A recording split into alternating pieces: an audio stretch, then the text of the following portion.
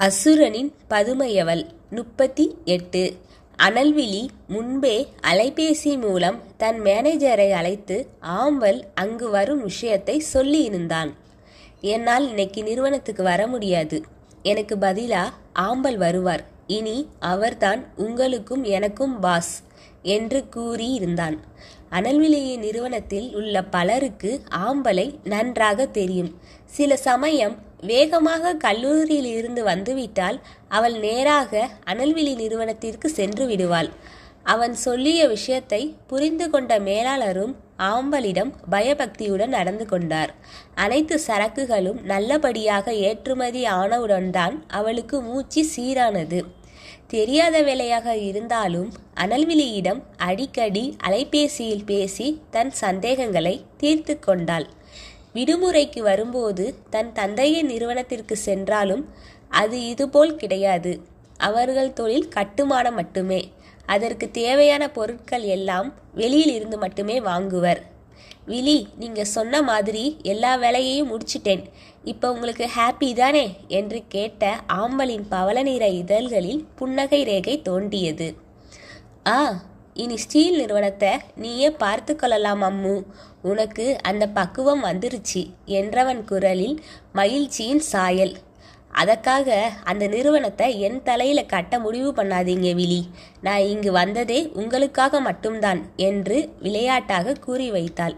பின் இருவரும் சிறிது உரையாடிவிட்டு வைத்தனர்.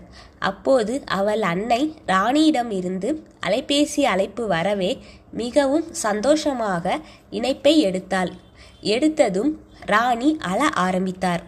அவர் அழுததை கேட்டு ஆம்பலின் முகத்தில் பயத்தின் சாயல். அம்மா, எதுக்குமா அலறீங்க? அப்பா நல்லா தானே இருக்கார் என்று கேட்டவளின் உடல் முழுவதும் நடுங்கி சிலிர்த்தது. அவருக்கென்ன, அவர் குத்துக்கல்லாட்டம் நல்லா தான் இருக்காரு, உன் அண்ணன் தான் என்று சொல்லிவிட்டு மறுபடியும் அழ ஆரம்பித்தார். ராணி மிகவும் தைரியமான பெண்மணி. எந்த விஷயத்திற்கும் அவ்வளவு சுலபத்தில் கண்ணீர் சிந்திவிட மாட்டார். அதனால் அவர் அழுவது ஆம்பலின் மனதில் அதிக பதற்றத்தை தந்தது. அம்மா, நீங்க சொல்றது எனக்கு பயமா இருக்கு, அண்ணனுக்கு என்னாச்சு, அவன் நல்லா தானே இருக்கான் என்று பதற்றமாக வந்தது அவளின் குரல். உன் அண்ணன் பூச்சி மருந்து குடிச்சிட்டான் என்று விசும்பலாக வந்தது தாயின் குரல். என்னது ஆனதம்மா? எதுக்காக அவன் அப்படி செய்தான்? அவன் உயிருக்கு இப்ப ஆபத்து இல்லையே என்று இந்த பக்கம் இருந்து கத்தினாள் ஆம்பல்.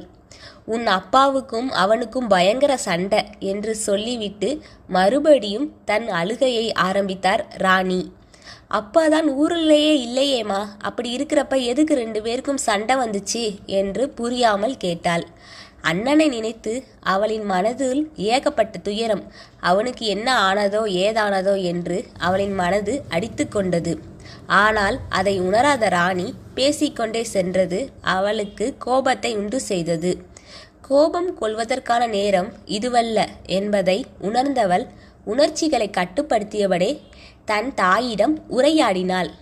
மிகப்பெரிய டெண்டர் ஒன்று அந்த பாண்டிய நிறுவனத்திற்கு சென்றுச்சாம்.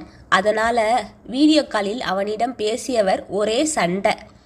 அதுல சிவாவை உன் தந்தை அதிகம் பேசிட்டார், அதனால மனமுடைஞ்சவன் பூச்சி மருந்த குடிச்சிட்டான் என்று நடந்த அனைத்தையும் விலாவரியாக ஆம்பலிடம் கூறி முறையிட்டார். பாண்டிய நிறுவனத்தின் பெயரை தன் தாயின் வாயிலாக கேட்டதும் அவள் உள்ளத்தில் ஏதோ மிகப்பெரிய பயம் வந்து அமர்ந்து கொண்டது. ஏதேனும் விபரீதம் ஏற்பட்டு விடுமோ என்று அடித்து கொண்டது அவளின் மனது. இப்ப அண்ணாக்கு எப்படி இருக்குமா, அதை மட்டும் சொல்லுங்க என்று கடினமாக வந்தது ஆம்பலின் குரல். அவனுக்கு ஒன்றும் இல்லை, அவன் வாய் வைத்து குடிக்கும் போதே அதை நான் தட்டி விட்டுட்டேன், இல்லைன்னா எனக்கு கொல்லி போட என் மகன் இல்லாம போயிருப்பான் என்று அவர் நீட்டி இழுத்ததும் தான் ஆம்பலுக்கு உயிரே வந்தது. அதான் அவன் குடிக்காம நீங்க தட்டி விட்டுட்டீங்களே, பின் ஏன் மனுஷன் இருக்கும் நிலைமை தெரியாம பயப்படுத்துறீங்க என்று குறைப்பட்டாள். தன் அன்னையை நினைத்து அவளுக்கு அவ்வளவு ஆத்திரம் வந்தது. சொல்ல வருவதை தெளிவாக சொல்லாமல் அவளையும் பதற வைத்து விட்டார் அல்லவா. நீ என்ன இவ்வளவு சுலபமா சொல்லிட்ட, உன் அப்பா குணம்தானே உனக்கும் இருக்கும் என்று அவளை கண்டிக்கவும் செய்தார் ராணி. அம்மா, சரி அதை விடு, நான் அண்ணன்கிட்ட பேசிக்கிறேன் என்று சொல்லிவிட்டு வைத்தவள் அடுத்து அழைத்தது என்னவோ சிவாவிற்கு தான். அவனோ அவனது அறையில் சோபாவில் அமர்ந்து காலை ஆட்டிக்கொண்டு அலைபேசியில் கேம் ஆடி கொண்டிருந்தான். ஆம்பலின் அழைப்பு வரவே, இப்ப எதுக்கு இவ ஃபோன் பண்றா என்று அழுத்து கொண்டவன் பின் ஒருவித யோசனையுடன் தன் முகத்தில் வெற்றி சிரிப்பை படரவிட்டு அலைபேசியை எடுத்து காதில் வைத்தான். ஆனால் தன் முகத்தை கடினமாக வைத்து கொண்டு, இப்போ உனக்கு என்ன வேணும் என்று வல்லென்று வந்தது அவன் கேள்வி. அண்ணா, எதுக்காக இப்படி ஒரு முடிவை எடுத்த? உனக்கு எங்களை நினைச்சி ஒரு கவலையும் இல்லையா என்று தாளமாட்டாமல் கேட்டாள். என்னதான் ராணியிடம் சாவகாசமாக பேசிவிட்டாலும் அவள் மனது அண்ணனை நினைத்து தவித்து கொண்டுதான் இருந்தது. அவளின் இலகிய மனம் அனல்விழி சொல்வதைப் போலவே இந்த இடத்திலும் ஏமாந்தது. உங்களை நினச்சி நான் ஏன் கவலைப்படணும்?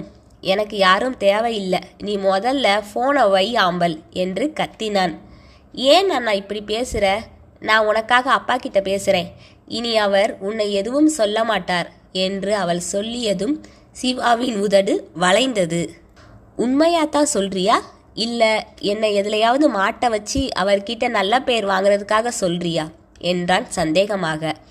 சத்தியமா இல்லை அண்ணா, நான் உனக்காக அப்பா கிட்ட பேசுகிறேன் என்றாள் உறுதியாக.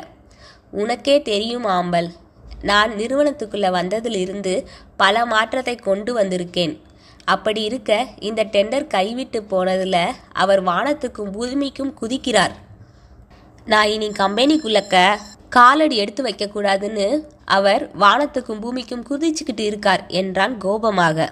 இனி அவர் அப்படி பண்ணா நான் உயிருடனே இருக்க மாட்டேன், அவரிடம் சொல்லி வை என்றான் கோபமாக. ஐயோ அண்ணா, இனி அதுபோல் ஒரு வார்த்தையை பேசாத. நீ பேசுவது அப்பாவை எதுவோ கொடுமைக்காரர் போல் சித்தரிக்கிற மாதிரி இருக்கு என்று அவனிடம் கேட்டுக்கொண்டாள். என்னை பொறுத்த வரைக்கும் அவர் ஒரு கொடுமைக்காரர் தான் என்றான் இதழை சுளித்தபடி. நான் பேசினா அப்பா கண்டிப்பாக கேட்பார்.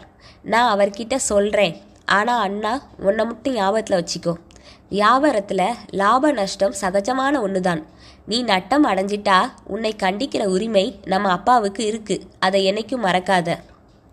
அப்பாவின் கோபம் மிஞ்சி போனால் வெறும் 2 நாள் மட்டும்தான். அதற்காக இது மாதிரி ஒரு செயலை செய்யாத என்று உடைந்து போன குரலில் சொல்லிவிட்டு வைத்தாள். அவள் பேச்சை கேட்ட சிவாவிற்கு ஒரு மாதிரியாக ஆனது.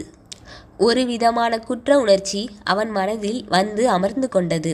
ஆம், இவ்வளவு நேரமாக நடித்துதான் அனைவரையும் ஏமாற்றி கொண்டிருந்தான் சிவா.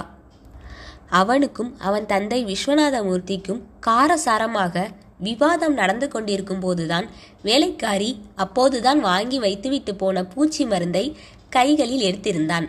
அதை பார்த்த ராணிக்கு தான் நெஞ்சு வலி வராத குறையாக இருந்தது. உங்க பேச்சை கேட்கறதுக்கு பதில் நான் செத்துடுறேன் என்று கூறிக்கொண்டே ஒரு அசாத்திய துணிச்சலில் அதை கையில் எடுத்தவனுக்கு பின்புதான் தன் செயல் உரைக்க ஆரம்பித்தது.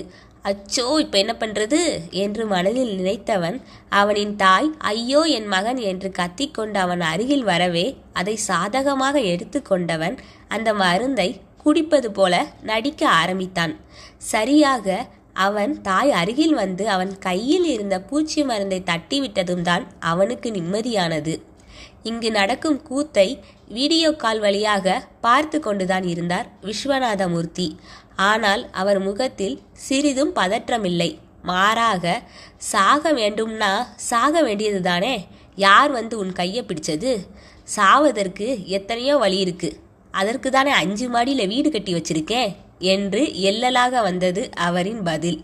சிவாவின் முகத்தை பார்த்தே அவன் நாடகத்தை கண்டு கொண்டதால் அவரின் பேச்சு அப்படி இருந்தது. அவர் பேசிய பேச்சில் கொதித்து எழுந்துவிட்டார் ராணி.